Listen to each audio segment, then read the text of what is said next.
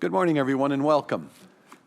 We'll get started. Perhaps Patrick Brown and I think, got some good news, and I think it relates directly and indirectly to Peel Regional Government. At 8:30 this morning, the Government of Ontario announced that our regional government will remain much as it is.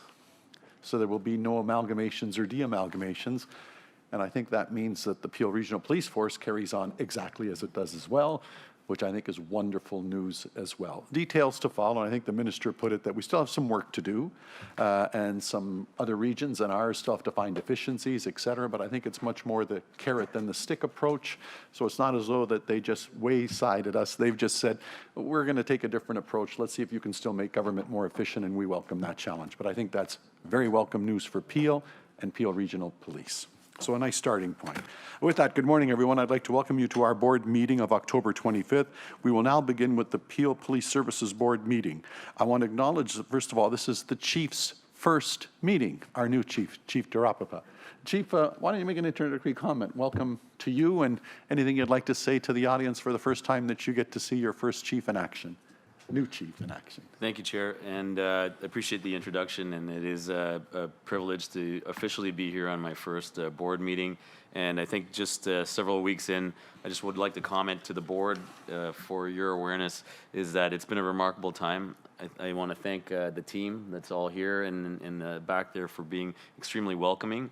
And the second part of that is the community as well, been extremely welcoming. And I know that there are high hopes for this organization continuing into the future, but this is just a fantastic opportunity for me. I hope that, I just become part of the scenery now for this organization and this community, but clearly we have some important work to do as we are proceeding with today, and just thank you for the opportunity. Thank you. Thank you and welcome. All right, roll call. Are there any declarations of conflict of interest?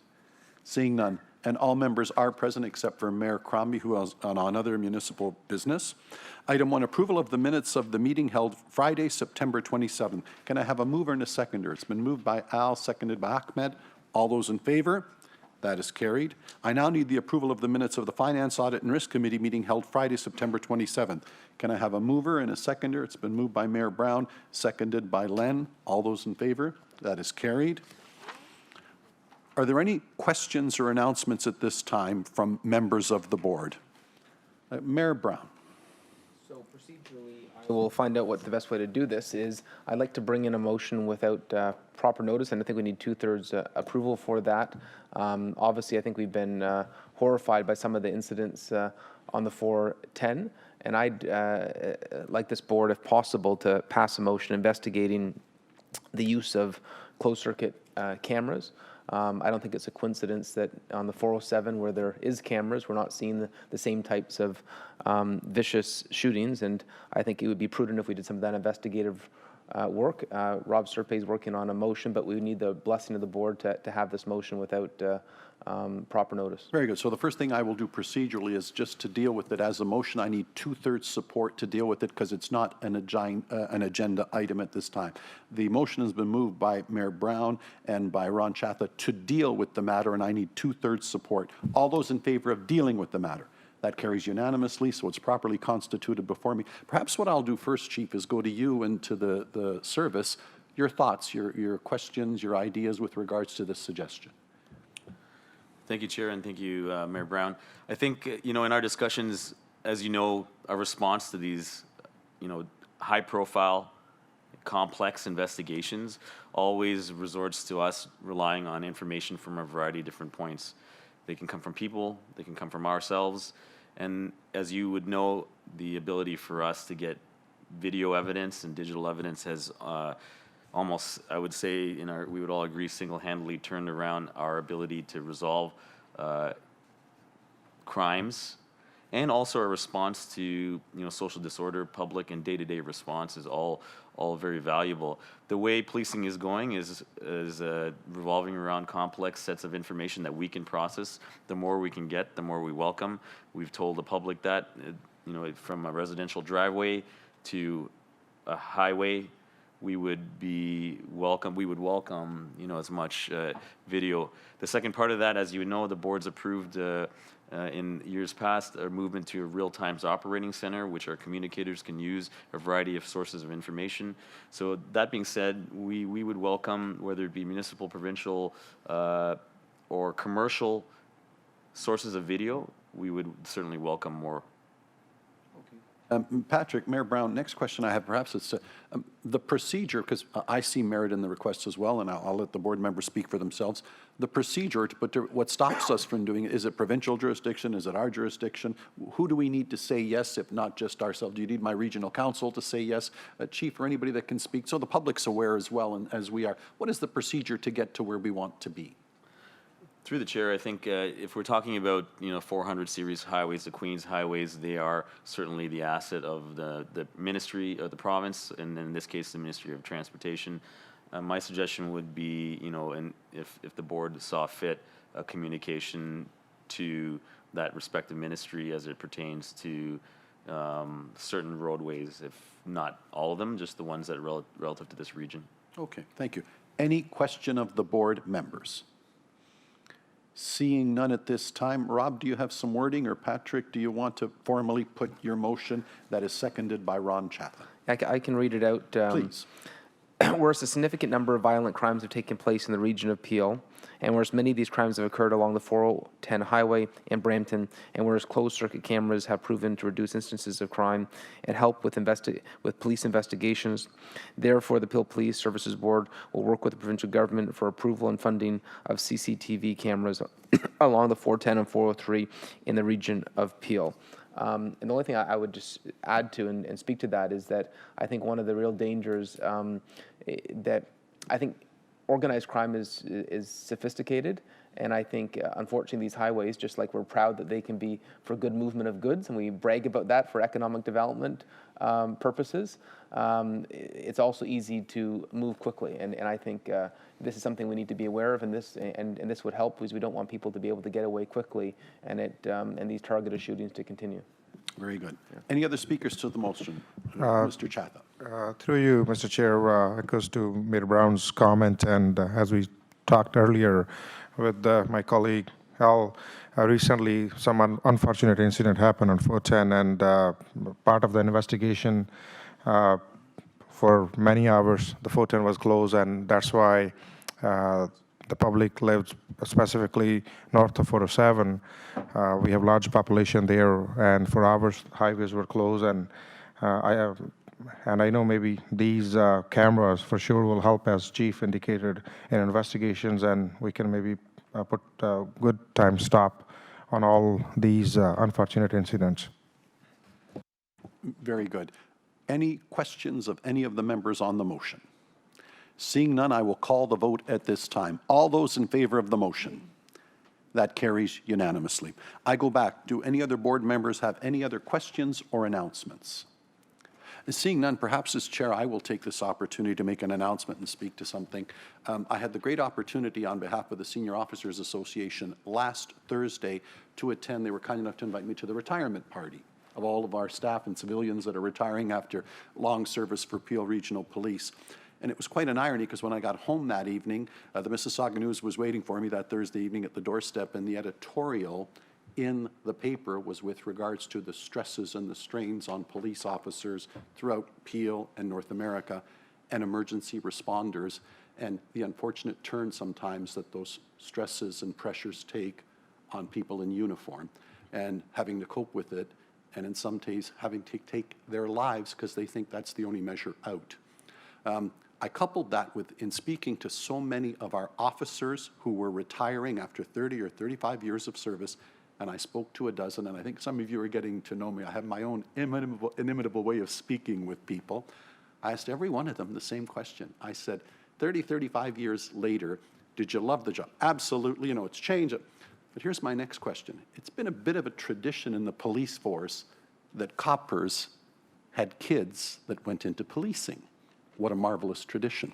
And I said, if you were to recommend it to your children, would you ask any of them, what a great opportunity, why don't you become a police officer? 12 for 12 said no. and what was more intriguing, their spouses who were with them on this marvelous day, even before I finished the words, were already, not my little boy, no, not my daughter, no, And I tell you, for one of the most privileged jobs in our society, for one of the pillars in the institutions, to have 12 people that have served and served diligently are able to retire with honor, to then say of their careers, I'm not sure that I would want my children to do it, that hurt. That really hurt. I appreciate their honesty and I appreciate their sincerity, but I think it is and was symptomatic of the article that I read later that night and the stresses and the strains, the pressures, the fact that I think it's very hard for officers. I've used this phrase throughout my life. It's hard to fight a two-front war.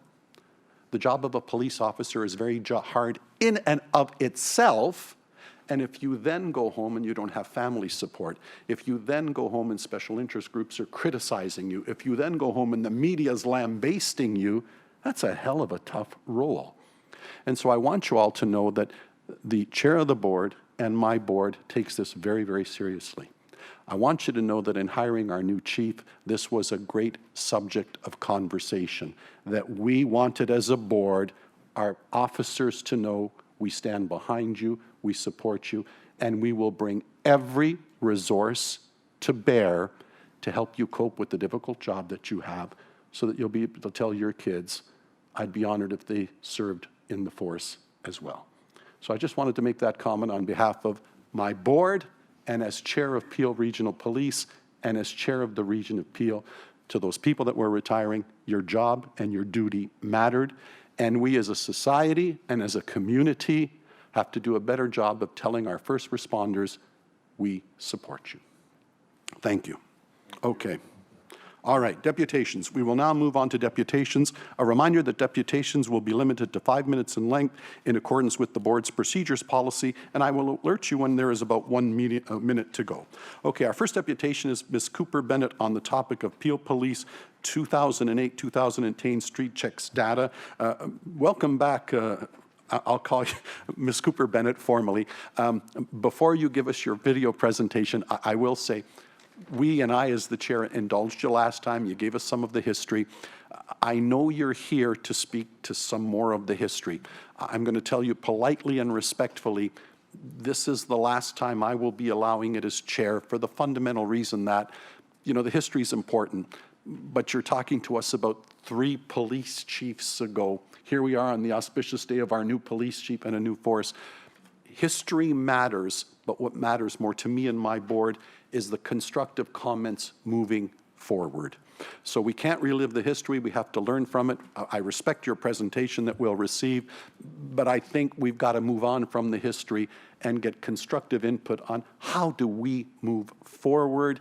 And I'll give you the last opportunity to close that last chapter today, but from this point on, we move forward. Ursula, welcome, and please proceed.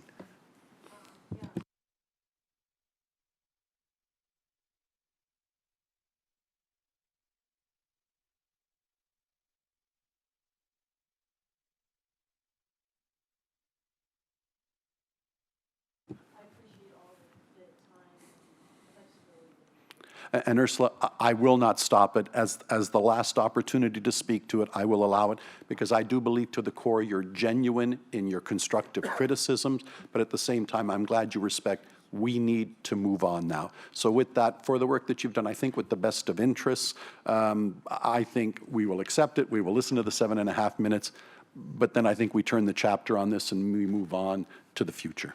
Thank you. Please proceed. I'm recording this October 24th, 2019, the day before the Peel Police Services Board.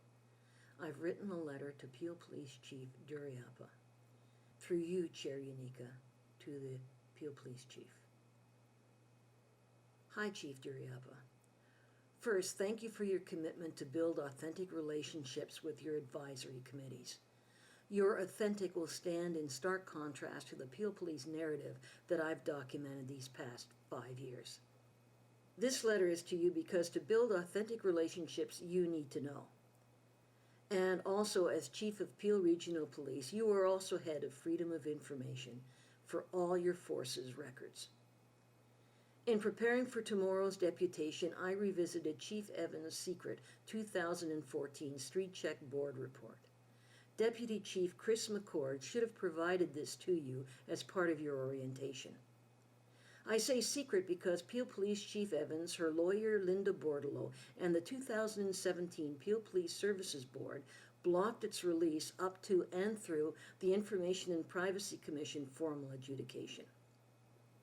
Written by Sergeant Brian Wintermute for Evans and McCord, I'd examined this seminal report numerous times since it was released to me in September 2017. Now, about Peel Police street checks. Briefly, in 2016, Chief Evans reassured Mayor Crombie that the force's no race, that's blank no race info problems, had been eliminated and airport scoopers would no longer be considered street checks. That admission means no race info and scoopers were erroneous and should not have been counted as street checks in the 2015 Peel Police reports to the board and public. In fact, page 21 of Chief Evans' secret report warns, quote, "Note, where race data is missing or recorded inaccurately, the picture provided by analysis will be inaccurate," unquote. But while preparing for this deputation, I discovered an even bigger system hiccup than Peel Police including 29,335 blank no race info forms and airport scoopers in their 2009 to 2014 street check race calculations. Last week, to check whether my longitudinal trend was consistent with that of Wintermute's Evans-McCord report, I revisited page 21 and its 2013 street check table 4. Those with one race recorded.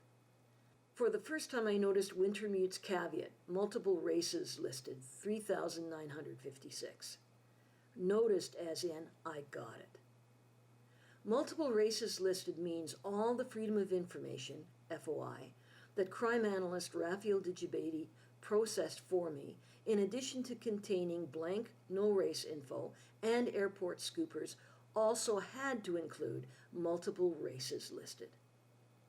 And that means all Peel Police FOI street check raw race data is corrupted and wrong, resulting in erroneous race statistics right down to my patrol zone level FOIs. Raw street check race data, all ages and under 18, that Peel Police processed through Freedom of Information, one in 2015 and June 2019, for which I paid $100. Both included multiple races listed, and Peel Police didn't tell me. 4 years of wrong. You're supposed to be able to trust Freedom of Information, right? Because of the deputation time limit, I can't go into detail as to how including blank no race info, airport scoopers, and the newly discovered multiple races listed lowers the Peel Police street check race percentages. I'll be sending you and Chair Unica a thorough letter explaining all this in November. I have time to provide one example from Chief Evans' secret report, year 2013. It was only Monday when I discovered that even Wintermute's 31.8% black people street checked on page 21, table 4 is wrong. That's because on page 22, Wintermute warns Evans and McCord, quote, "Note, some individuals may have multiple race descriptors. For this purpose, race is listed alphabetically and person identified by first alphabetical race description." Yes, a person's race decided by alphabetical order. And then there's a Toronto Star, August 24th, 2015 article, Peel Police conducted 159,303 street checks in 6 years. Peel Police knew that number was bogus 4 years ago. In an internal email, Digibati confirmed that street check data he'd handed the Star, quote, "contains duplicate records," unquote. And the corrosive effect of Peel Police bogus street check race data isn't limited to me or the Toronto Star. Its bogosity has made it into research papers. You've likely read the October 21st article, Halifax Police Chief to formally apologize to Black community for street checks. Well, Digibady's fake data has also embedded itself in Dr. Scott Wortley's March 2019 Halifax, Nova Scotia Street Checks report, where he records Peel Region as conducting 159,303 street checks from 2009 to 2014. Wortley's source, the Toronto Star. Going back to Chair Yanika's "don't fix the blame, fix the problem." The problem, 1. First, let's agree that's obvious. 2. I told Chair Yanika in our private meeting that I plan to submit a comprehensive 2008 to 2018 street check report and all related Freedom of Information documents to the Peel Police Services Board, as well as for inclusion in the Region of Peel agenda during Black History Month 2020. I can't. Your FOI data is bogus. Fix the problem? The ask. 1. I ask that all my Freedom of Information street check race data processed by Peel Police be rerun properly, and not by Digibady. And I ask that you, Chief Duriapa, secure a Halton Police crime analyst to look those FOIs over before they're handed to me. And please, I need them before February 2020. And 2, and this is the biggest ask, I want you and the board to commit to a full review of street checking practices by Peel Regional Police requested by the June 2015 Peel Police Services Board, but never provided.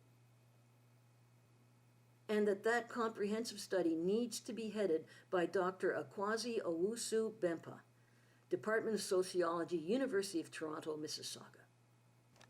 These asks won't fix the underbelly problem. It's more systemically deeply entrenched than multiple races listed ever was. But both will go a long way to demonstrating that you are sincere in establishing and fostering an authentic relationship with all of us. Thank you. Thank you. Are there any questions or comments from the board? Seeing none, I will say the following on behalf of the board. I don't think it's an appropriate ask, and it's not something I can agree with for the following fundamental reason. Here I am with my new chief, Chief Duriapa, and I'm going to say, hey, Chief, can you go back and figure out what the chief was doing in 2015 on old data? And it speaks to what I'm trying to say. That history, by the way, at a time when none of the gentlemen in Mayor Crombie, other than Mayor Crombie, were even on the board. So this looking back and what was the data and what did it mean back in 2008 and 2015 and asking the new chief to speak to what did that data mean, I think this board and this chief and this team will be judged on our actions going forward. I really see no other way. I would think that the members that have been named, such as chief, might like to come here and refute some of the evidence. But where is that going to take us back to revisit the history? Can we do better? We're going to do better going forward. I acknowledge that. But as I say, as chair, my ruling is I think we've given you a fair hearing. I don't want to look back. I want to look forward. And if you have questions of this chief and this board going forward and anybody else, tough criticisms, constructive criticisms, we welcome them, but we are going to move forward. If there are no other comments from my board members, I need a motion of receipt of the deputation. That's been moved by Len and by Alan. All those in favor? That is carried. Ursula, thank you. Okay, moving on. We have another deputation. Our second deputation today is from Mr. Sodi on behalf of concerned residents of Brampton Peel on the topic of public safety. Welcome, Mr. Sodi. Please come forward.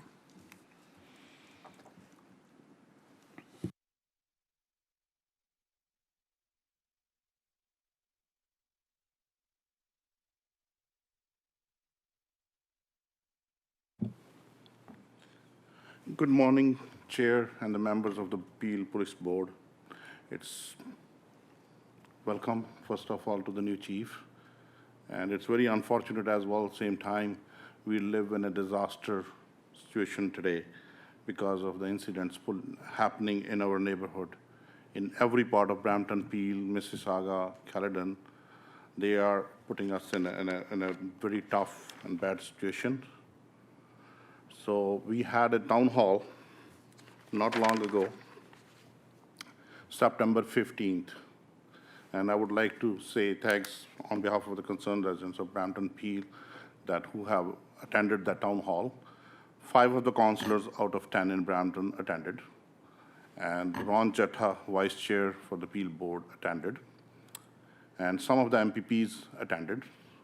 But unfortunately, we have sent a request way before. No one from the police, Peel Police, attended that town hall, which is a concerned residents and team was there. And our mayor was busy in some other priorities. He was not able to attend either. And just this was the flyer which was shared. And these are some of the members of the council who attended. Because this is a concern. And these are some of the attendees. Around 200 plus members showed up in that. I'll share some stats as well, just to eye-opener. In 2016, Peel region had 4,054 reports of break-ins and enters. 15.4% were resolved. 2016, Peel region had 2,007 vehicles theft, 9.1% success rate. 90 out of 100 not even solved. And also the crime in Peel, especially in Brampton, is increasing drastically. Higher residents are feeling unsafe. Early this week, next to street, I have residents sitting there from the same street. At gunpoint break-in in Burnsbury Street. This is not a first incident in this area. I spoke to the previous police chief, acting police chief, in June. 17 incidents happened in that particular small subdivision. This is not acceptable. We understand, we respect the police, their hard work towards us. Response time is very low, especially 3 days, oh, go to the insurance company. How you feel, I'm working, go out to work. My children, young children at home, my parents are home. They're terrified by these people who are criminals. And I have to go to insurance for that? No, I need to have a response time on my family and my fellow. And Ron Jetta also lives in the same neighborhood. I think we should look at that as well. And criminals have more freedom over victims. Police response time is unacceptable, as I mentioned. Politicians must act now to control this disaster situation. And another one, 2000 shootings in 2014, 504 in 2018, 2018, 504, 17, 476, 16, 289, and so on and so far. Number of shootings in Peel. This number is increasing day by day, minute by minute. 410, our mayor just spoke about it, that they need cameras, and some other violence statistics, which I got it from the Peel Police side. The point here is, this is road safety too. That's also another area where we want Peel region to work prop. I live right on Mayfield Road. There is no left turn lane on Gore Road, no on Clark Way, and accidents happening every day. And Countryside Road has been developed. Mayfield, where the heavy trucks are going on, there is no need to develop it. This is a request we have requested our mayor, because he did not attend it, to have a discussion with the concerned residents of Brampton, so that way he understands what we had in the meeting. And I think we're still waiting for our honorable mayor's response on meeting time. It's almost over a month now. Hopefully he will schedule some time for the residents. In closing, what we are asking, we want to thank you for opportunity for bringing the concerns, as well as we hope that able to expedite the serious concerns of residents to Brampton. Newly developed subdivisions, Brampton East, Brampton West, portion of Brampton North, South. We have a Peel Police Office right where we're sitting here, police office. And now, on 15th of September, we had a town hall on a safety concerns. There are a series of town halls after that by the Brampton City and some of the private members of the society. On 15th, there was another town hall where police chief was there, Gore Meadows Library.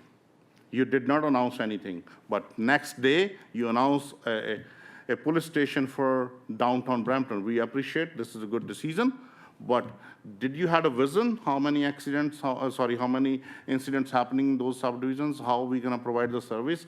And there was a robbery happened in Bramley and Sandalwood area. And this week, again, there's break-in on gunpoint in this area, Bramley and Sandalwood area. There's been investigated. So response time was poor, and the culprits took away everything from a jewelry shop, ran away. In Mississauga, hundreds of gun shots happened.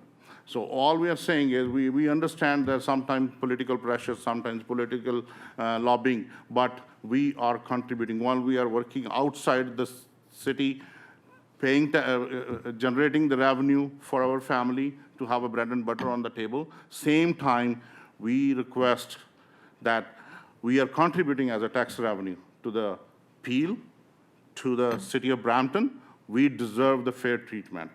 We want a police presence in that area. We want a police stations, and anything else is required has to be addressed. We understand the police officer's duty is very tough, and you are on the gunpoint as well at the same time when you're rescue those incidents and helping the residents, but we need to do more for a public safety. Life is on a jeopardy. Any questions, Okay. please? Yep, thank you for your presentation. I do have a list. Mayor Brown. Oh, no, it's Ron Chatham. Oh, sorry, I've got 13. Ron Chatha. Ron, please go first. First of all, thank you, Mr. Sodi, and the entire group for doing the great community work, hosting the town hall and bringing the concerns. I had the opportunity to attend the town hall as I lived there, and not as my official capacity as a board member, but as a concerned resident, I attended. And more than that, I attended one another town hall back in the August. Chief McCord, Mayor Brown, I guess you were there as well. Yes, there was a town hall, and Mayor Brown attended, and thanks to Mayor Brown for giving your time to address all these concerns. There was one town hall for the downtown Brampton, which happened at the City Hall. It's good to connect with the community directly, and individuals like you and your team, Mr. Sodi, they play a key role to bring the concerns and organizing all these events. It takes lots of time and efforts. Just for your knowledge and for your team's knowledge, and I guess Chief can speak after the new boundary alignments from December the 1st is coming. Maybe you missed in the previous board meeting, this progressive board unanimously passed a reassessment for all the division model we have currently in region of Peel for the policing. This is first month for Chief Nish present, and Chief is doing a commendable job ever since he joined this police force as a chief, going not only interacting with the entire police force, but all stakeholders, community, key people, and I guess he attended multiple town hall events to address all these ongoing problems. These problems were there. And not only that, this entire board, Mr. Sodi, I guess, is more active than I have seen ever before. And I'm here for about 13, 14 years in Peel region. That's where I live, work, and raising my family. Again, at the end, it's always good to hear the first-hand feedback and realize all these unfortunate incident happening. But Mr. Sodi, at the same time, this board, as I mentioned earlier, even the motion put forward by Mayor Brown and unanimously supported by our board about these cameras we are requesting on 410, we do hear all community concerns, and we are working very closely with the chief and the entire management group in the Peel Police to address all these concerns. Thank you. Thank you. Mr. Boughton. Thank you for your presentation, and I think when residents come forward like this, there's many times where you would believe that we are immune to this type of action, negative action that happens in your community. I was robbed a few years ago for $25,000 at my house when all my new appliances were stolen while I was having my home built. When the OPP showed up, they had simply asked, "Are you insured?" And I told them that obviously I was. The OPP constable wrote a claim number on the back, and they were off. And my level of irritation with that, trust me, the people at the OPP certainly know who I am. I feel your pain on that because the break-ins are handled in many cases and looked at as it's a victimless crime, that you're simply broken into, things that you own are taken, and so what? You have insurance. I hear you loud and clear, and I can tell you this board does, and I know the chief does. And one of the reasons that I'm on this board is because of my level of dissatisfaction with the investigation or lack thereof on the break-in at my place, $25,000. It was a big deal. It was a big deal when we were moving into a new house and all our appliances are gone that prevented us from moving in the house. I feel your pain. I hear what you're saying, and I can tell you this board's going to take this very seriously. And thank you for your presentation, and know that you have a supporter in what we need to do to be better for B&Es and all the other things you brought up. So thank you for that. Just to thank you very much for feeling the pain which residents have it. The monetary losses, yes, they are very significant at a point, but when a lady has been like locked in a room on a gunpoint, imagine the situation that the family, when they hear that, and the lady hits herself, we have young kids staying home. This is a serious concern, the life of a person. And those people, they have guns, they have everything. They are breaking in day in and out every day. This week, 4 incidents, just in Brampton. Well, Thank and you. it's that, Len, if I carry may, on, Chair. please, Alan. It's only when it happens to you, do you feel that violation? And that it's your home, and as you say, when there's children or there's seniors that are living there, I can't imagine there was nobody in my home when it happened, but as I say, I take what you've said very seriously, and I understand it on a very personal level. Thank you, sir. Thank you. Mayor Brown and then the chief. Mayor Brown. Thank you, Chair Nika. Just to say, first of all, I'm glad that you are here today. This is a great ability for residents to actually ask questions, to have input. And I know you're unfamiliar with this process, and that's why we let you know about it. But that's the beauty of our democracy. We have forums like this where you can participate, where your voice does count. I would note in Brampton East, we've actually had more town halls than anywhere else in Peel Region. Yes. And thank you to Chris McCord, who had a town hall where there was hundreds, I think 300-400 people in the summer, and he had a great, he spent more time than there were questions. And he brought some members of his senior leadership to take questions. At the time, he heard the concern about the break-ins and said that he would allot additional resources to make sure that we were keeping an eye in the neighborhood where there was concern over break-ins. Then only a few months later, Chief Nish, barely starting the job, and the first town hall he agreed to was one in Brampton East, once again, at capacity, 300-400 people, MPs, MPPs, councillors, everyone was there, and I think everyone left that meeting very heartened that we have a new chief of police who was very sympathetic to the concerns in Brampton East. Frankly, I don't think anywhere else in the country you're going to see this level of accessibility. I've never heard of a chief doing 2 town halls in the first week of starting.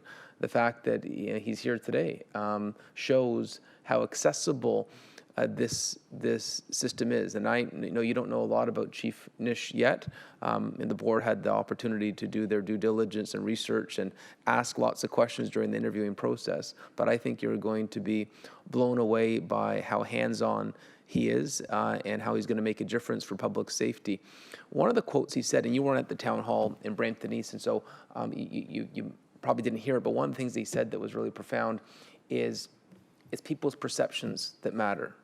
And in reality, some of you look at the key points where crime was actually going down, but it's the way you put it about it's people's perceptions that matter, and he wanted to learn how he could give people that sense of safety. And so I think it would be helpful, I know Chief Nish was the next speaker, that if you could speak about some of those points on the crime index, because sometimes we don't get that out as much in terms of, 2018 was a bad year, but barring that incident in Malton, we'd actually seen some reductions this year. So some of the work the police were doing were actually working. And so I think sometimes we need to celebrate when we're making progress as well. And so the stats that you shared downtown in Brampton East, maybe you could just at a high level reference that to Mr. Sodi's group as well. Thank you, Mayor Brown. Chief. Thank you, Chair, and thank you, Mayor Brown. And Mr. Sodi, it's a pleasure. I don't think I've got a chance to meet you, but I want to thank you and your friends and family and your community for coming and presenting because, to reiterate what Mayor Brown said is, we, all of us here, uniform or not, have families, children, and we all live in communities. And your communication of how you feel is very important. And I think that's the reality is that we would all agree that we would despise having the feeling that your community or your neighborhood feels overrun. And so the danger in talking about numbers and statistics is that it doesn't speak to how you feel, your safety of your home, whether it be elderly community at home or whether you have young people. And so I think you've heard very clearly from this board, and it has always been the commitment of this organization is to continue to respect that. You just need to know from me that is also our continued commitment to you. So, your communication today is very important to me to hear that experience. So I think that the first thing is that I would like to just to reiterate that hopefully you stay a little bit for our budget presentation. There are significant wins that this community sees. And we may not be aware of it regularly, and particularly we've seen a reduction in some of our statistics and from the crime severity index, which pertains to residential property crimes. We've seen a reduction in that, and that's not because of us only. It's because we have done some great things with the business community, residences and community groups like you that want to be engaged, that look to finding solutions. We have operational divisions and inspectors and superintendents here because they all are very invested in being responsive to the community.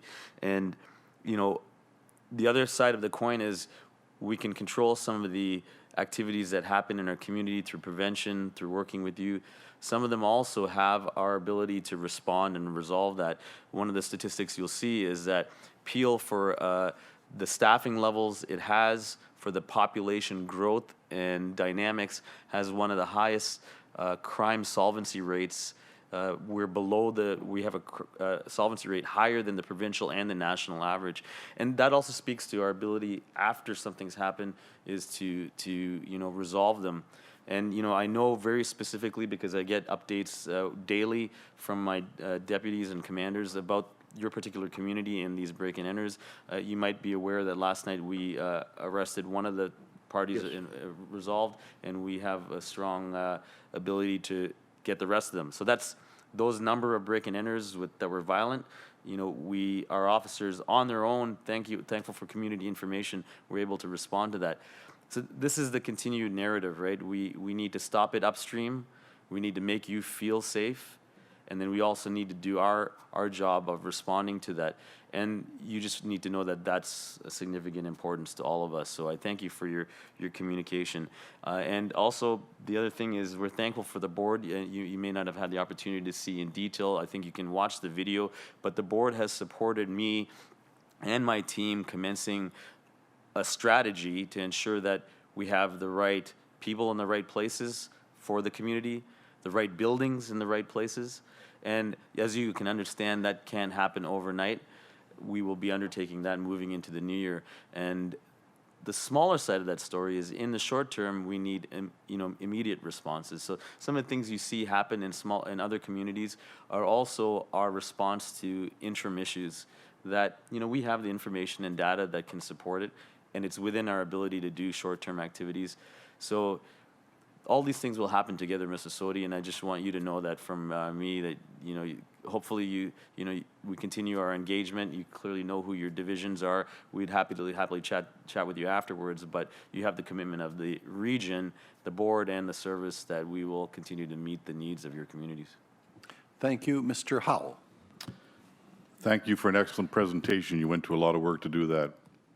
That was very well done. I just wanted to add at our last meeting, one of the very requests that you've made in your presentation to have a police station in the Brampton area was dealt with at our last meeting. The mayor from Mississauga, supported by your mayor, was to put new boundaries to look at that very issue. And that has already been done by your chief, and he's working on it right now. I just wanted to let you know about that if you weren't aware of it. And it's certainly been looked at, and you're certainly not alone with crime increase in Brampton. It's happening everywhere, and we're on top of it. Right after your presentation, we're going to have a presentation on illicit cannabis and drugs in the region. Certainly what these gangs that are doing the criminal activity are funding their activities with it. So it's certainly being worked on, and thank you again for your presentation. Thank you, and I too will be adding my thanks for your presentation, Mr. Sodi. This is the constructive criticism that we welcome. But I do want you to know, so often it is the duck, isn't it? It looks like it's just coasting on the top of the water, but the legs underneath are churning. So let me give you one example. We'll be dealing with our budgets later on today. Just like any other operating division, if you will, of the region of Peel, you were asked to meet a certain criteria. And I, as chair of the board and chair of the region, said, no, I think the police might need a little bit more, so let's not encumber them at the standard 2% or so that the rest of my divisions at this region of Peel have to deal with. I think this is a special time for policing. So I said, why don't we ask for the bigger number that we need? And I have every confidence that with the leadership of Mayor Brown and Mayor Crombie, that will be delivered upon. But you're going to hear more about that today. Yesterday, wearing my other hat in this chair as regional chair, you should know that Mayor Brown was successful, and his council colleagues, in getting a $6 million commitment for a community hub in the heart of Brampton. Something that my own staff said we really don't recommend. We don't know if it falls into our panoply. And my council stood up and said Malton needs it and Brampton needs it. And we've committed $12 million to that cause because of the advocates you've had like Mayor Brown and Mr. Chaffee here around this table. So we realize your observations are very, very genuine with our new chief and some new faces that you've got in Brampton, and what a marvelous time. I got to tell you, one of the things I have to tell you about Brampton that I love so much, apart from the great members that you've brought to me at Regional Council, I have an old adage that I use all the time: people vote with their feet. You wonderful people in Brampton have another 15,000, 20,000 people coming every year. All of my new residents coming to Peel virtually come to Brampton. If it wasn't a desirable place to live, it's a big world, it's a big country, and yet look at what you've done and the prosperity that you've brought, the building permits that you're issuing. This is one of the challenges that we've had that's become part of that. We have to deal with it. And with the new chief, and I think many of the things you're going to be hearing coming to over the next few months, you will see that we are approaching it with a great deal of resolve, because your mayor and your council colleagues and your board members realize what you're saying resonates with us. Absolutely correct. So I thank you for your presentation. I would ask if Mayor Brown and Mr. Chapa could move receipt of the deputation. And Ron, one last word to you, Just please. quickly, one last word. As a board member for last approximately 6 months, I think we are so grateful that Chair, you being the Peel Regional Chair, and both the mayors serving on this board, brings lots of experience, and the other side of the perspective as well, that how the region of Peel working, because as a first-time board member, it was not easy to understand how things works in terms of budgeting and all other aspects. I guess we are very fortunate to have you and both the mayors sitting on this board with us. In today's social media, I think, Mayor Brown, you're doing a commendable job by connecting even in just 1 year, not only I see you attending many events and meeting all concerned residents, but I see you posting and replying to many people on social media by first hand, and not only just the WhatsApp groups, which is a really good thing. And I think we are all going into positive directions, and we all continue to work together and face all these growing challenges with a very positive mindset. Thank you. Thank you. And with that, I've asked for a motion move of receipt from Mayor Brown, seconded by Ron Chatha. All those in favor, that is carried. Sir, thank you very much for your presentation, and more work to be done that you'll be expecting. My last comment, sir. Thank you very much. We have a faith in our police force, Peel Police Force, and also the administration and the politicians. We got to do the collaborative effort to deliver the results. Town halls, yes, they highlight the issue, they raise the flag, but same time, actions will resolve the problems, not the number of town halls. So we have done one, that's good enough. Just take an action from there, take the points which residents are here. And also, I'm not speaking on behalf of Brampton East, where I live. We are speaking entire Brampton too, and Peel region, because this is our fellow neighbors, they are our fellow citizens. So we got to do it, work together collaboratively. Thank you. Mr. Sodi, thank you for your presentation. Thank you. Okay, moving on. The next item we have is our formal presentation, and our first formal presentation today is from Peel Regional Police on the topic of illicit cannabis dispensaries and opioid in Peel region. Chief, would you like to introduce the subject, please? Sure, absolutely. I think, thank you, Chair. We are, as an organization, are going to commit to the board to continue to provide information updates on a variety of different timely matters in the months to come. And this is one of the first things I think has been prompted by discussions last board meeting as it related to cannabis and where some of the funding is going and what the real impacts on us are. Definitely at this point where we've been this far, a year into the legislation, and with new elements of the legislation coming, we are all wondering what the impacts are on us as policing.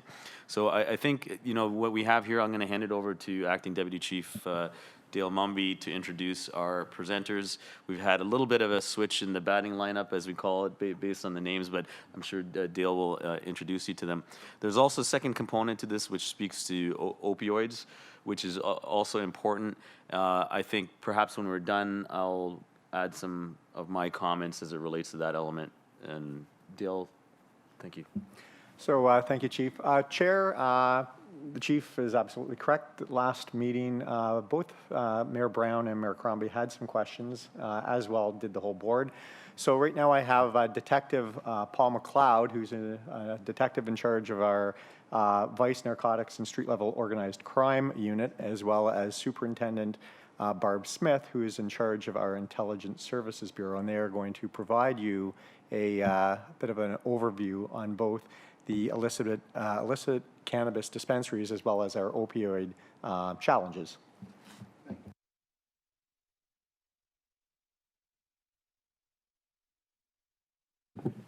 Thank you very much, Chair, Police Services Board, Chief Duryapa, and senior officers. We're here to talk about the illicit cannabis dispensaries in the region of Peel. As we're aware, October 17, 2018, recreational cannabis was legalized in Canada. On April 1st, 2019, the first legal cannabis dispensary opened up in Brampton. As we're aware, Brampton opted in, Mississauga opted out. The Gajika House is located at 186 Main Street South in Brampton. We have attended that location on several of our officers have attended. It's a very professional, well-run business. One of the issues they have is illegal mobile dispensaries operating in and around their area because of the clientele that they attract. So, like I said, they're very professional and they're very knowledgeable. It's a well-run business. So between, where are we here? Between January 1st, 2019 and August 1st, 2019, there were approximately 50 illegal dispensaries operating in the region. More specifically, we're seeing mobile dispensaries, and we've seen in excess of 105 mobile dispensaries operating in our region. What happens is a user or cannabis user will use social media to go on Weed Maps is the most common social site. So they'll select a location, usually an address, an actual address. Sometimes that address does not exist, but it's the dealer will be waiting there for customers to show up, and they'll wait till a certain amount of customers show up, and then they'll get out of their vehicle and they'll deal to all of these customers. They're known as pop-ups. As far as our office, Vice, Narcotics, and Street-Level Organized Crime, we receive complaints through various methods. Crime Stoppers, community complaints. We have a lot of people that contact our office directly. In order to deal with these dispensaries, we have to provide a lot of time and commitment to it. We have to conduct surveillance to confirm or deny the operational illicit facility. Following that, we prepare search warrants to enter, search, and seize products. Upon execution, we identify everybody involved within the operation. We also have found-ins. A lot of times we'll just disperse the found-ins, but we do charge the operators with unlawful sale of cannabis under Section 6(1) of the Cannabis Control Act. We do seize all products and proceeds at these locations, and then we will invoke an interim closure on the premise, often changing the locks, and in collaboration with bylaw and fire department.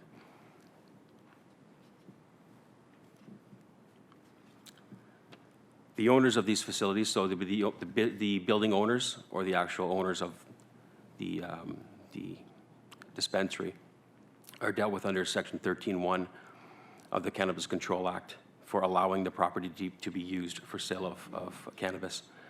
This is a tool that we use in our office to attempt to keep the premise closed following our execution of the search warrants.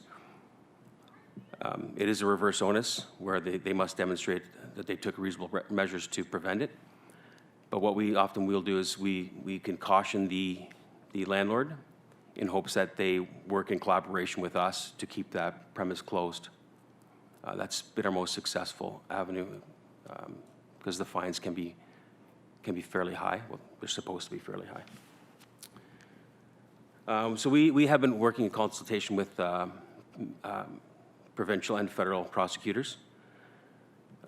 We've had meetings, and in collaboration, we decided that we would, as a service, we were going to operate under the provincial law. The federal law the federal laws were enacted to provide guidelines for provincial, and our Crown's offices, they agreed that we should be operating under the provincial measure. They believe that we're going to get higher fines under provincial as well.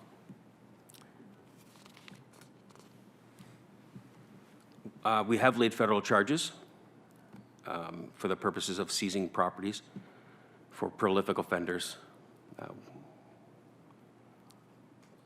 We've seen that penalties under the Provincial Act are more severe than under the Federal Acts, which is why we continue to operate under provincial.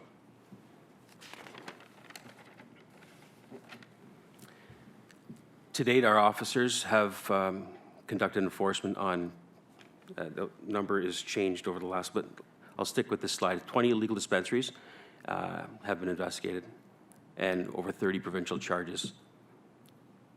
Since our cannabis enforcement initiative started in September, there's been an additional 4 illegal dispensaries with an additional 20 provincial charges. And we've recovered 2 firearms during these executions. As well, an additional 4 locations were closed due to education. So we are using various methods to close these. The trends that we're seeing, because of our enforcement, the trends are now, they will keep a lot less product on site, and what they'll have is a regular pickup and drop off of cash and product being marijuana, sorry. That way they reduce the risk of losing their assets to Peel Police or to robberies. Despite interim closures being enacted, a lot of the operators are changing the locks back the very next day, on one occasion that evening after we executed our warrant. The laws don't provide us with any charges to be laid when somebody reopens. We can knock on the door. We can ask to come in. If they say no, which is what happens, then we have to go and reapply for another search warrant to get back into that location and enforce it again.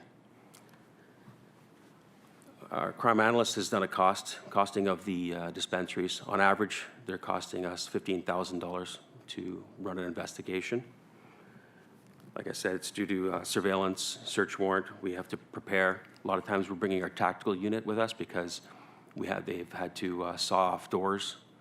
We've had safes that they had to saw open in order to recover the marijuana. The dismantling photos, we seize the seizure of the product as well as the processing of the exhibits. On one such occasion, the cost was $22,000, and the accused parties did receive a minimal fine for that particular dispensary. And as I said, cannabis pay duties began in September of 2019, and they've been successful to date. An update on the opioids. As we're aware, fentanyl was first developed in 1959 by Janssen Pharmaceutical as a pain relief. Fentanyl is, as we know, 50 to 100 times more powerful than morphine. And we've seen a lot more carfentanil now in our region, and that is 10,000 times more potent than morphine. And China is the main exporter. If you look at the photograph on the lower left of the penny, it shows you what a fatal dose of fentanyl is, as well as a fatal dose of carfentanil. It's just a speck. So what happens is the dealer will get their quantity of fentanyl, and they'll have to dilute it or cut it with other agents to make it last. So and them not being chemists, you'll get some doses that are 100 times more lethal than another dose. If you look at the map there, it shows the deaths in the region, the fatal overdoses in the region. Unfortunately, as we learned from a lot of some dealers as well as a lot of users, a dealer that sells a quantity of their fentanyl or fentanyl/heroin that results in a death. Unfortunately, they get a little bit of credibility on the street, and people are actually more enticed to want that product from that particular dealer. That's an issue we're facing. In the first 4 months in Ontario, carfentanil was directly contributed to 142 deaths, which was already 50% more than the previous year. In our region, there have been, it's actually 53 deaths now since this PowerPoint was created. In June 2017, our officers in Peel were issued Narcan to carry on them. Since then, they've saved 56 lives on the road by administering Narcan. Some of the challenges we face. So would like to speak to clandestine laboratories as well, because, sorry, we're here in 20. A clandestine lab is any lab that uses volatile chemicals to create drugs. It could be an extraction lab from marijuana all the way up to creating crystal methamphetamine. We've had 7 incidents in total where they call them clandestine dumps, clandestine dump sites have been located in Caledon. At times we can't directly associate them back to Brampton, Mississauga, but what people do is when they create when they make their crystal meth, there's a lot of garbage and off chemicals, waste chemicals. They need to get rid of these, and they just use them and they dump them at different sites.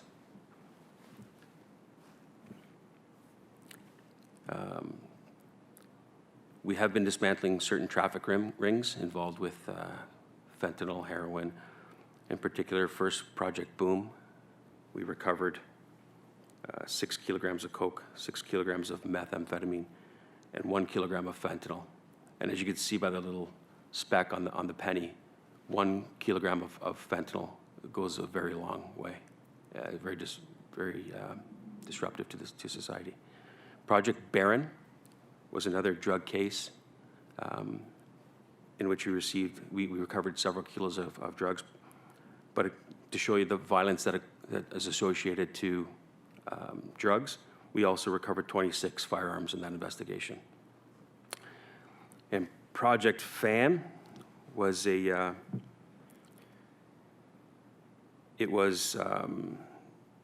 very first time we've seen a certain analog of fentanyl in Canada. It was a dark web investigation. He was receiving all of his drugs via the internet. It was his parents who contacted us, and we were lucky they did. We recovered several kilograms of drugs.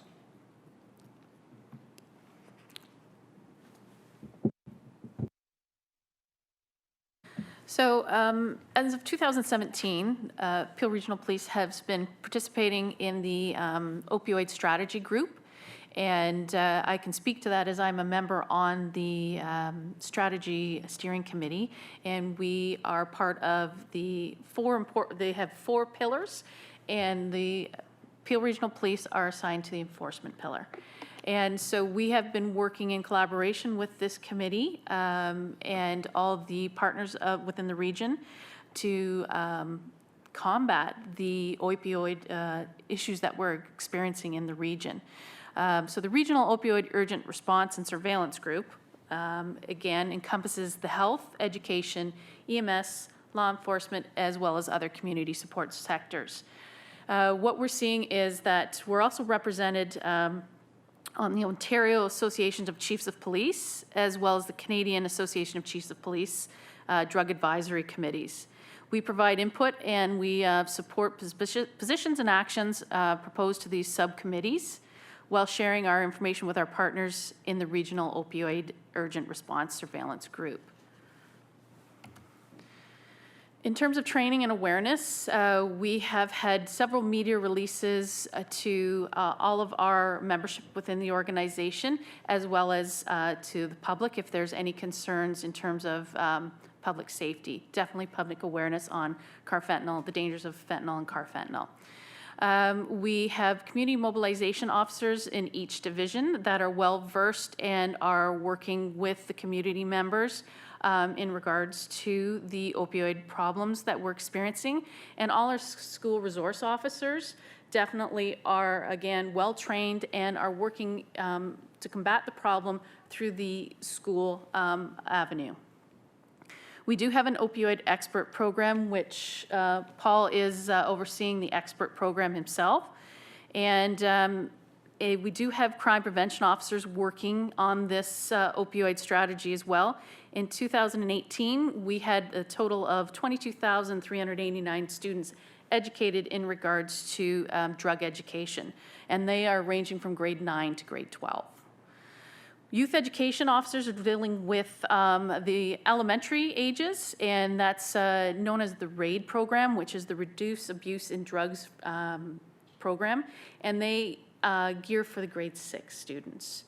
And again, in 2018 stats, we reached 23,000 in that stat, and in grades 9 through 12, 22,000. So significant numbers in terms of outreach, in terms of educating our youth and our young adults in regards to the dangers of not only drug use, but again, the dangers of opioid and carfentanil, as well as meth as it's making its way into the region. You're all aware of that we do support the YIPPY program, and again, we do have drug training and awareness to anyone that's participating in our YIPPY program over the summer. And we do participate in some town hall meetings, as well as we are members of the integrated municipal enforcement team. So we do have many avenues of training and public awareness that we're working on. But again, we always take the opportunity, if there's any other options or avenues that we haven't already explored, we're open to getting the word out to the dangers that the community is facing with this opioid problem. That concludes our presentation. Are there any questions? And before I do, Chief, any final comments you want to make before I go to the board? Anything further you wanted to add before I take questions from my board members? Sure, thank you, Chair, and thank you to Acting Superintendent Smith and Detective McLeod for your time today. As you can see, there's a lot of work that goes on. It's to your analogy about the duck paddling under the water. There's a lot of resources involved.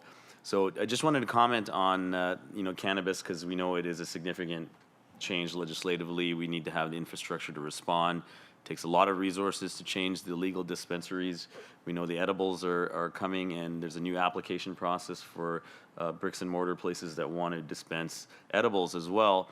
And we have a significant impact. I've had the opportunity to speak to the medical officer of health last week to talk about the funding stream that we can both access. The real narrative, I think, and I just spent this last few days in speaking at a law enforcement public health conference in Scotland. One of the issues that we believe strongly is that there is a bit of a broken system as it pertains to the disparity on the issue that opioids impact us, whereas cannabis is clearly front and center.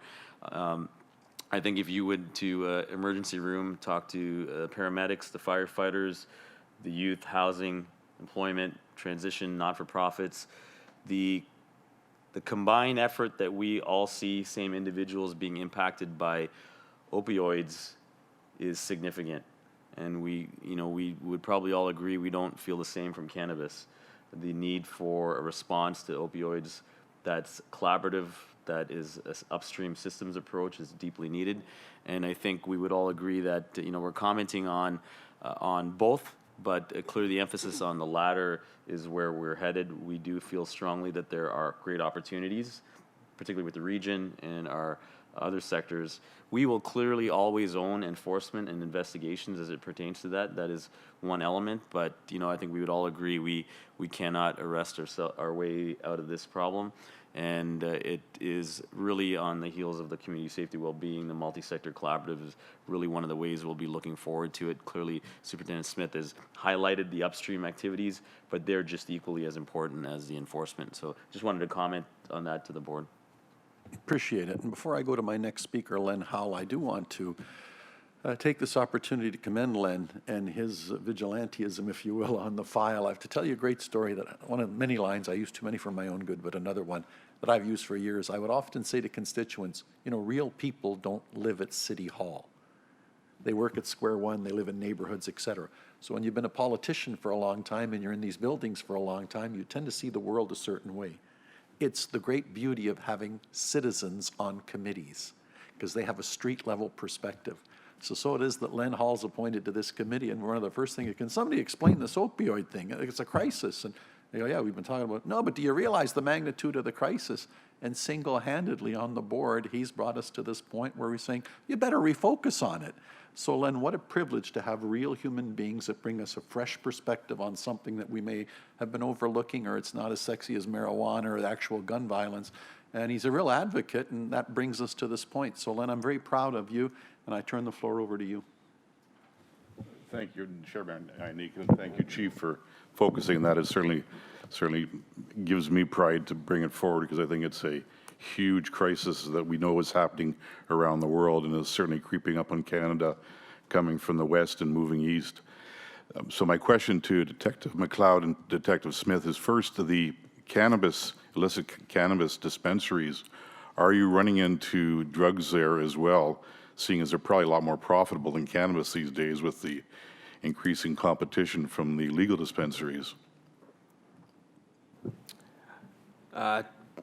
Earlier on in our investigations, I think we had crossed over with some cocaine, but no, these illicit cannabis dispensaries are very profitable for the operators, and they're strictly selling marijuana and edibles. My understanding that concerns me with drugs is fentanyl, and particularly carfentanil, as you mentioned, is significantly stronger in the quantity that it takes to be fatal as a very small dose. And my understanding is that 75% of drugs being checked for toxicology are tainted with fentanyl, and certainly it has become more and more of a problem.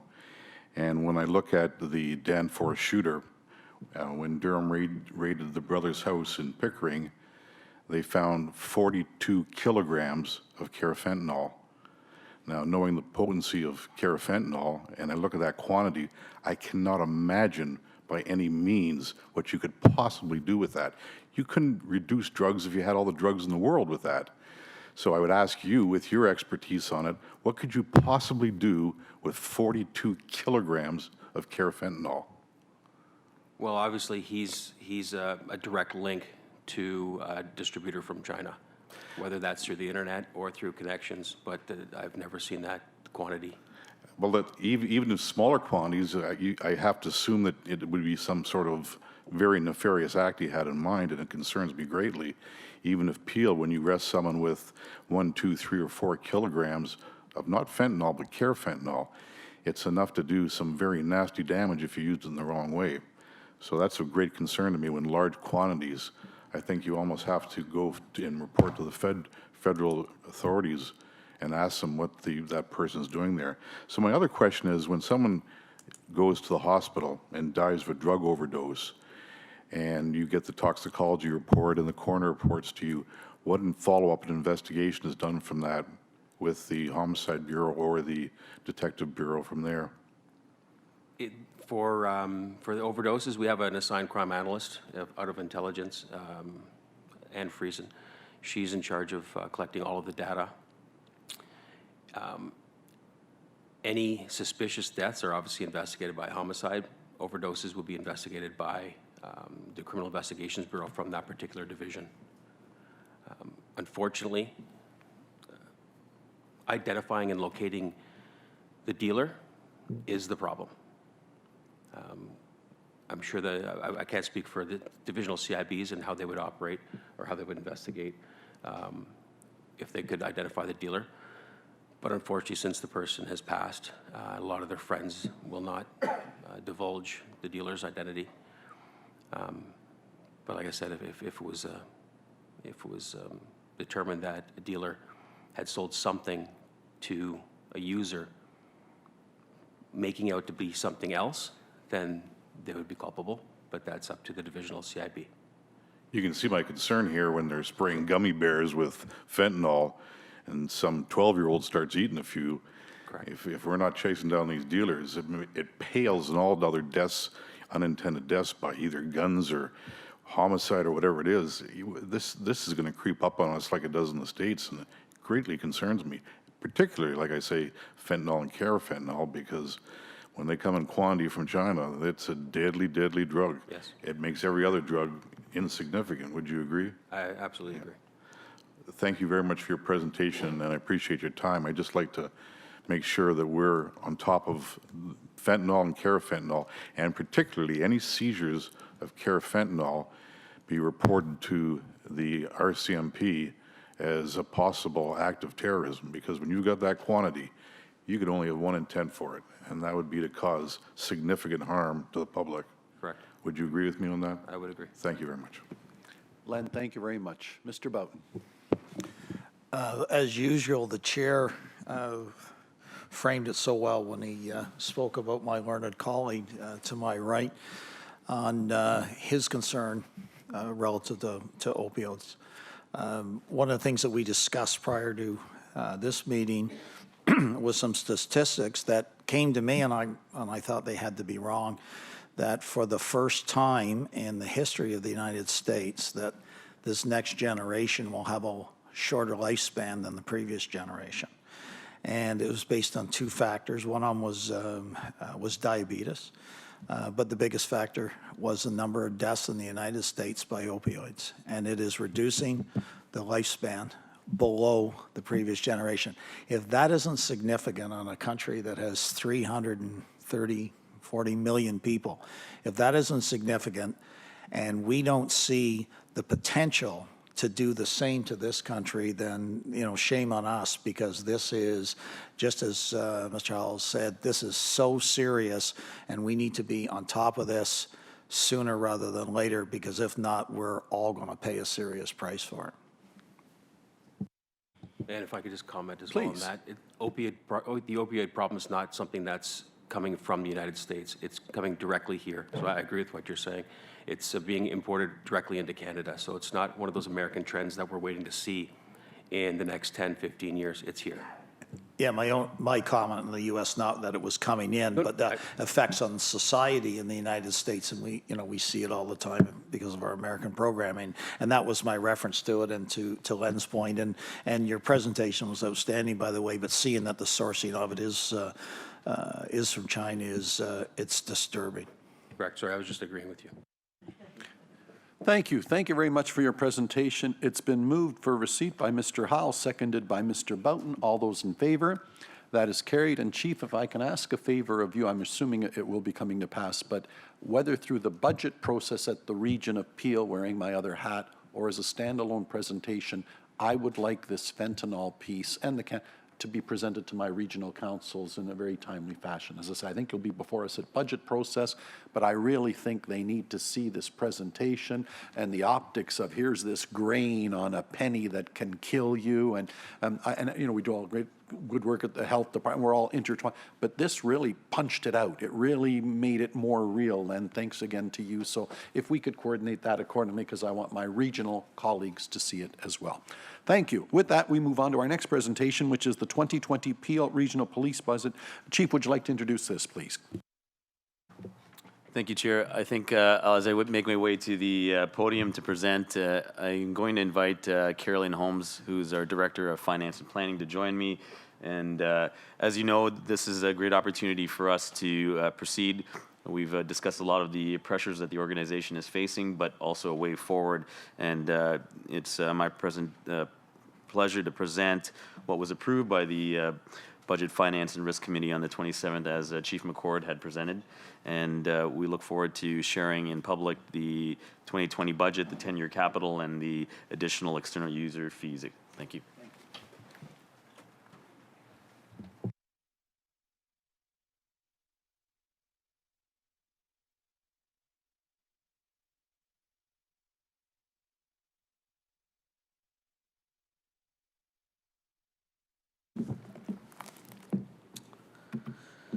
Thank you. So, as you can see on the summary slide, and for the board, most of you have maybe had an opportunity to see it. Certainly the Budget, Finance, Risk Committee have. But I want to thank our Finance and Planning team, Bev Mullins, our Associate Administrator, and Carrie Lynn and her team for putting this together. Of course, this is a team effort, and it's my pleasure to walk you through the slide deck as contained. In the fall of 2018, we began our forecasting for the 2020 year, and as you can see illustrated from left to right, we originally had 5.5% forecasted for 2020. But as the year progressed, we became aware of provincial grant cut fundings that we have discussed previously. We know that there is a board report that contained this various streams. As it turns out, that represents a $2.6 million shortfall in grant funding. So in June of this year, the finance team has reevaluated the forecast to 6.1, which we had presented and communicated to the board at that point. And I commend our team because, as you know, the board has a role to ensure that efficient, effective policing is allowed for us as a police agency to deploy. We have done significant work to look at efficiencies within the organization, and we're pleased to present on the 27th to the board as outlined there, a 5.4% budget, which represents 35 additional officers to the organization, as well as a $2.6 million accounting for the provincial grant cuts, inflation, and the increases to our operating requirements.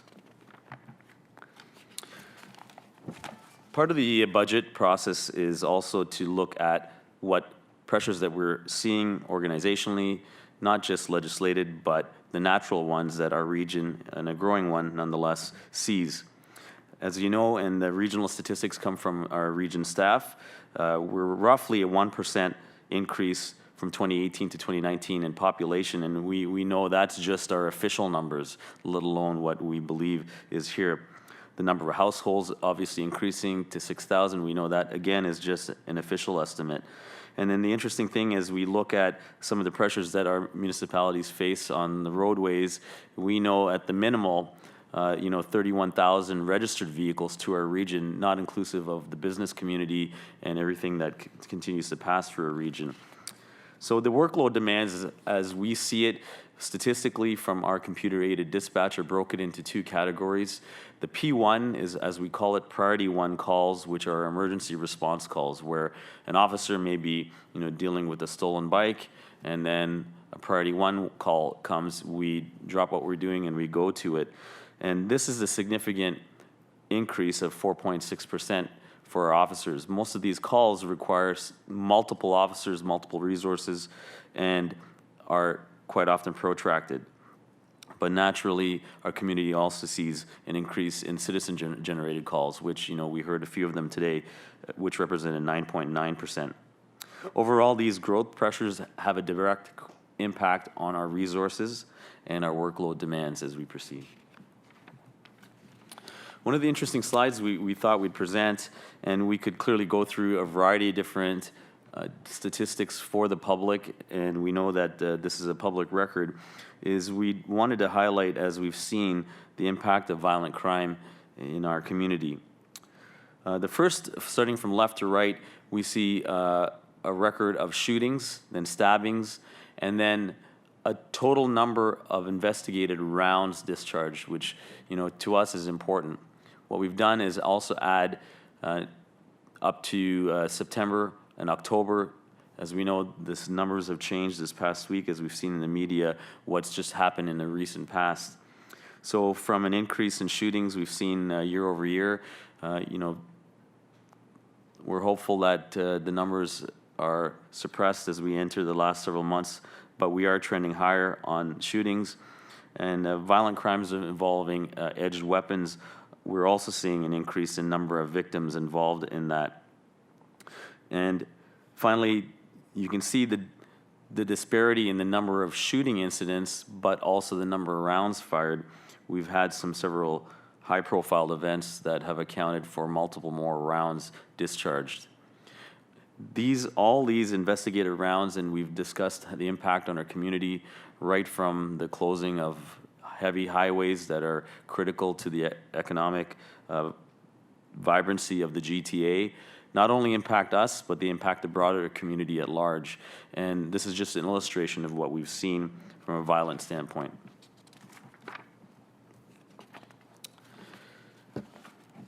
Of focus to us, not only in preserving the lives of our community, is also a response to them.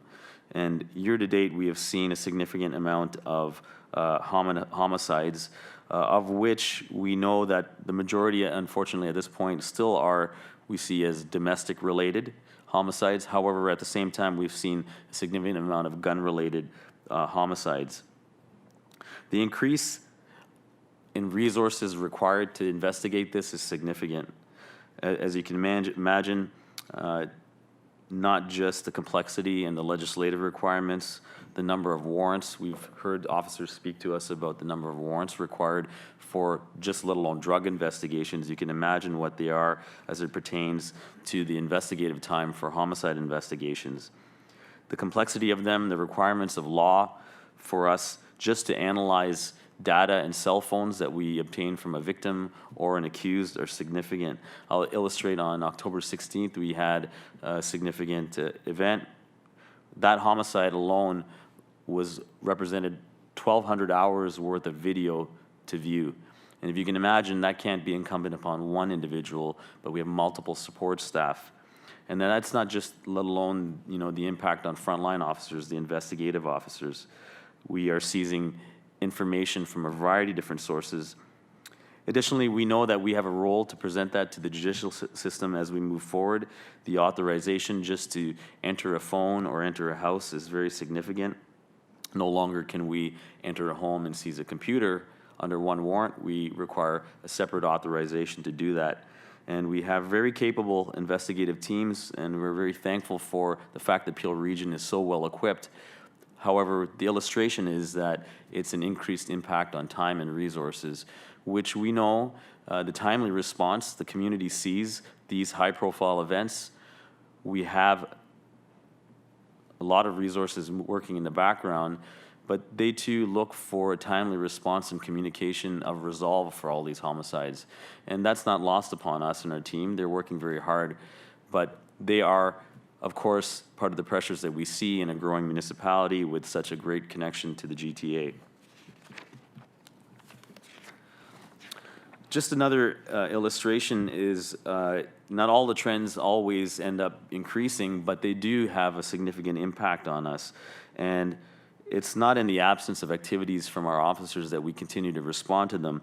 This illustration of robberies, which we've heard community members speak to, we see it in the news, and we continue to resolve, over the last 3-4 years, and I think we're headed that way, is roughly about 800 to 1,000 robberies that we've been seeing, and they have a variety of different natures to them, but each of them require the equal amount of response from them. Some of the crime prevention activities that we've seen have been proven to be very successful, as the buy and sell exchange program that we've had at some of our divisions, where people can come and do public-facing interchange of online sales, as well as a robbery prevention program that's quite vibrant. Many of our business community has taken us up on this offer. We're not solely taking credit for what we could see as a perceived reduction, but those programs and those crime prevention activities are collaborative in nature, but they also take resources in order to ensure that they are done. And as I mentioned to you earlier, we're committed to not just downstream activities. We can't continue to pour resources on what the immediate pressure is. We're trying to look at upstream activities, and these are concurrent. One of the narratives you'll see that is important to me, and you'll see me as a chief speaking publicly about, is our ability to ensure that as we look at the criminal justice system, we know in policing that we control 100% of the intake into the system. And some of the activities that have concurrently happened are to ensure there are bail reform, which looks at low-risk individuals and ensuring that they don't enter the justice system unnecessarily. The other side of the coin is that the high-risk individuals need to be compelled and to not only just enter the criminal justice system, but we need to protect the community. Some of the resources that we dispense as it pertains to court violations, which is breach of probation and bail violations, are remarkably demanding on our officers. We have offender management units that solely look at individuals who leave the court system, because we know that they can have an impact on us. And if you can imagine, breach of probation from 2016 to 2018, over 1,000 occurrences a year. And this year we're headed for 749. Of interest on the right side are the bail violations, where somebody has been released from bail on conditions. We know that many of them have ability to get right immersed into the community right away. And this obviously represents a frustration to our officers when we continually see individuals that are impacted by bail conditions yet committing other criminal offenses. Moving on from some of the frontline emergent pressures, we do want to also paint the picture that this region is in a remarkable place. The work of the organization to continue to keep us in a position where we see from a POP to COP ratio, which is 1,000 officer per 1,000 population on the left side, Peel Region roughly rests at 140.5. And you can see comparable municipalities right across this country in relation to us. We thought it was important also to add to the right side our ratings as it pertains to the crime severity index. And I know the board would be familiar with this, but just for the members of the public would like to explain that. Stats Canada has chosen an ability to weight violent crime as it pertains to its relative seriousness in the community, and that is a really complex set of matrix that includes not just the nature of the violent crime, but how it's been handled in the justice system. And that allows us to compare ourselves across municipalities and perhaps extract some of the nuances that might differentiate municipalities. So as you can see, we are still below the provincial and federal averages for violent crime. For Ontario, the average is 773.4, and you can see we're at 69.5. And the national average for violent crime is 82.4. So although we are seeing a spike, and back to His Worship Brown's comment previously, is just to kind of frame in perspective where we are. The other indicator that we as an organization place a lot of emphasis is in our ability to resolve crime. And that is in the red boxes, our crime solvency rate. And that is something that we are quite proud of. It is something that we will not, so to speak, take our foot off the pedal on. But we do have a higher solvency rate than, again, the provincial average and the national average, which I'd be happy to speak to. But the totality of where Peel Region sits is just to give a scope as it relates to the budget that we presented before and that we'll be taking to Regional Council.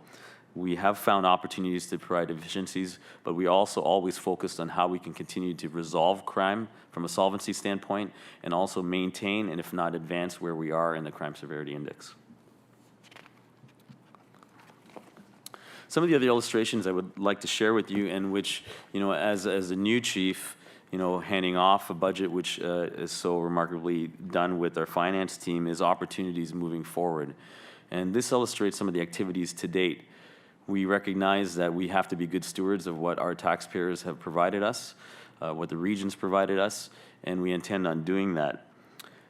Many of them are internal activities, as you can see on the left, looking at opportunities to reuse the resources that we've been allocated in a more effective way. Some of them have to do with reallocating uniform officers to better opportunities. We have sought, as we proceed to look at cybercrime support and analytics, and the real-time operations center that I mentioned to you earlier is finding officers in various capacities that can be reallocated to that. Through attrition, we've looked at civilianization of key activities that don't require a highly trained, highly resourced uniformed officer to be doing a particular activity. That is certainly another opportunity for efficiencies. An amalgamation clearly is one of investigative services. We've seen the economies of scale that have come from that. And another small illustration is the use of keeping the lights on, things like contracted cleaners as well. From a set of collaborative initiatives, one of the roles that I have had is in the area of public safety broadband. We know the region will see continued savings as it pertains to the high cost of data, which our officers use from their computers and handheld devices. There are other initiatives that we look at pertaining to technology as we move into joint forces investigations. We know across borders that's been a very significant activity, not just as it relates to crime-based initiatives, but road safety. We know road racing, we've heard in Brampton and some of the communities has been an issue for them, and we continue to be committed and seek opportunities to do that. One of the things we continue to move forward for, and as Mr. Howell has mentioned before, is the demand of mental health on us. We know that moving forward, our officers spend an average of 2.5 hours on a mental health apprehension at a hospital. There are clear opportunities for us to seek efficiencies in that, and that doesn't happen with us. It happens with our hospitals, the LHINs, and our medical officer of health and the health department. We're looking at opportunities, and some of that have come through grant funding, which we have applied for and successfully obtained. And the last line is one which we look forward to in the future, is community safety and well-being. We know that boards and municipalities through the new Police Services Act have been mandated that, but I think we would all agree that it's the right thing to do is to find opportunities for collaborative initiatives. The upstream activities will certainly, we're confident, will suppress some of the downstream pressures we have, which will in turn allow us to apply those resources in a more effective way. And of course, we have seen other activities that have taken the pressure off frontline so we can reorient them to where they're needed the most. The slide here has two streams, and we have, looked at various iterations of it. And as you can see from 2019, which is the lower rung, to 2020, we've tried to capture where we've seen our major streams of grant funding. In the 2020 budget, grant funding totals, and it represents $15.3 million, which from 2019 is a $2.6 million less. In 2019, that represented a $17.9 million amount of net grant funding. So as we know, the province has moved to a more collaborative emphasis entitled the Community Safety and Policing Grant, which we received, from which we had three other forms of grant funding previously, the CPP, 1,000 officers, and the PAVIS funding. Rightfully so, things are evolving, but that does represent for us a reduction of $1.9 million at this time in loss of grant funding. Now, I should clarify that grant funding that we have received pertains to the local priorities grant. We do know that the province is imminently announcing the provincial priorities grant, and we look forward to receiving that. At this time, this is our best estimate of our budgets. We know that can always change. In the end, I think, the illustration here is the $2.6 million in grant cuts has been absorbed into our 2020 budget, which was approved. And I think before we proceed, although we're very thankful to receive that $15.3 million grant to run the programs that are listed there, in our calculations represents $25.2 million. And thus, the net cost to Peel Regional Police is $9.9 million over and above the grants that we get. So, we're thankful for it, but there is a lot that is dependent on. This slide summarizes our 10-year capital budget, which totals $456.1 million. We'd just like to say that, we believe there's sufficient funding via infrastructure reserves to fund this capital plan. We're quite confident about that. As you look into the details of it, they impact facilities, our long-term plan, which is, $183 million, mobile radios, refreshing our equipment for frontline officers, conducted energy weapons, which is a significant commitment, but we believe saves lives. Our communication center, as you know, which is critical to us, and our secondary fire PSAPs, and our operations unit and analytics, as well as revitalizing critical infrastructure for us from a training capacity, which includes our range. We do know that we have to continue to innovate as we look at mobile devices for our frontline officers. Getting them into the community more is also embedded in here. And there are key infrastructure elements such as our computer-aided dispatch and records management system that are also included in our information technology budget over time.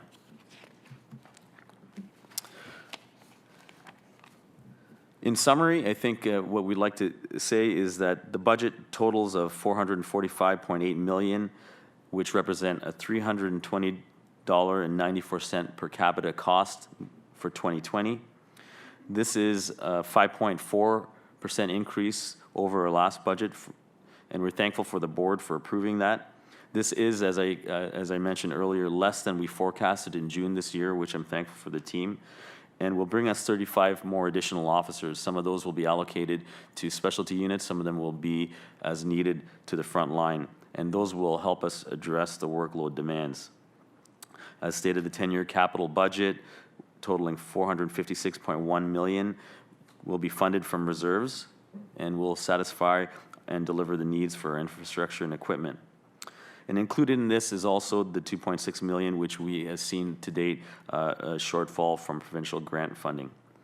With that, Chair Inika, I just wanted to say that we believe as an organization this will satisfy the needs, I'm sure the board is, to provide effective and efficient policing.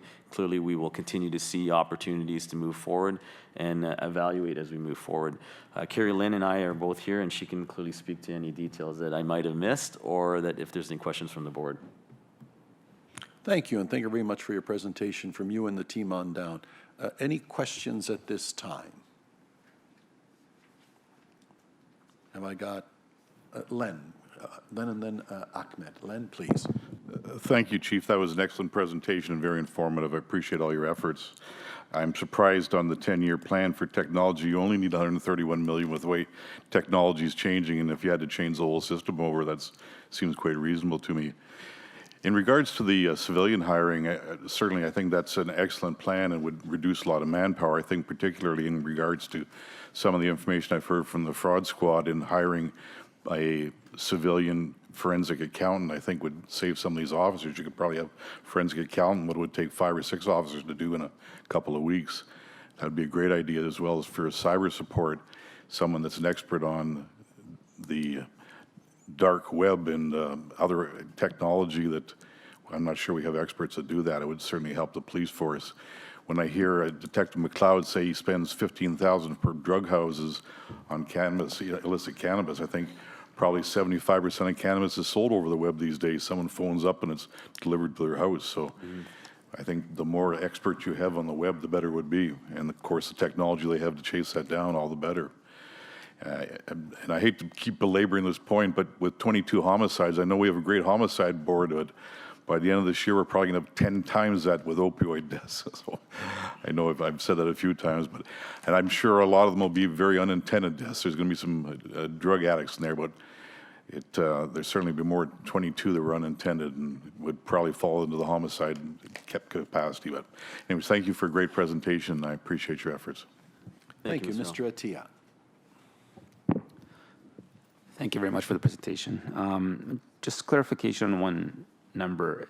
Why is the airport capital budget not coming from the airport agreement, or is it just? Okay, it is coming from the airport. We show it as an expenditure and then as a cost reimbursement from the airport in its fullest.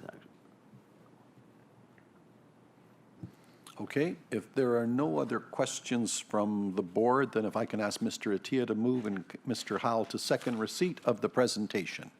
All those in favor?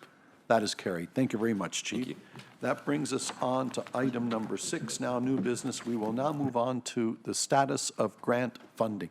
Chief, I'll give you a minute to get back in place. This was something that the board also asked for because there's so many moving parts to all of the envelopes of funding that exist. And we all hear the announcements on a regular basis, some of them at our doorstep, I might add, at the headquarters, and then you wonder where the check's coming from. And so I think the board as a whole said, what are all the moving parts, and are we getting our fair share for the Peel Regional Police Force? So Chief, through to you with regards to the status of grant funding. Through the chair, as you can see, we have made efforts to illustrate all the various streams of grant funding. And we do know that the landscape continues to change across the province based on priorities. We do know that other municipalities have other demands, which we're all asking from the same sort of pie or pot. But as you can see, we have seen a reduction in some of our funding streams. But we also know there's been concurrent announcements on other funding streams that we yet to have seen the framework for. So at this point, I think maybe you can turn it over to Bev Mullins, our administrator, if there's any comments on the report. Bev, did you want to add anything first? No, I think the chief recapped it very well. If you have any questions.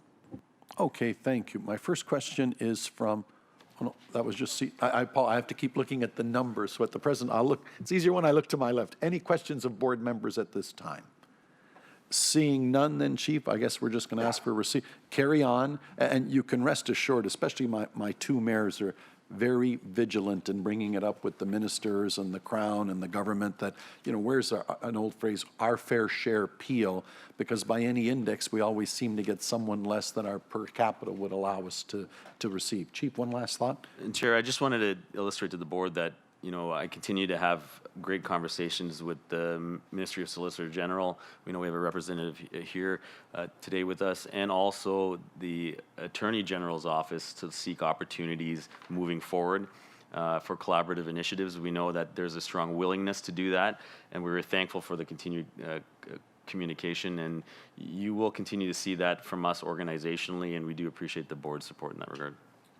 Thank you. With that, I'm going to ask for receipt of the presentation from Mr. Howell, seconded by Mr. Chatha. All those in favor, that is carried.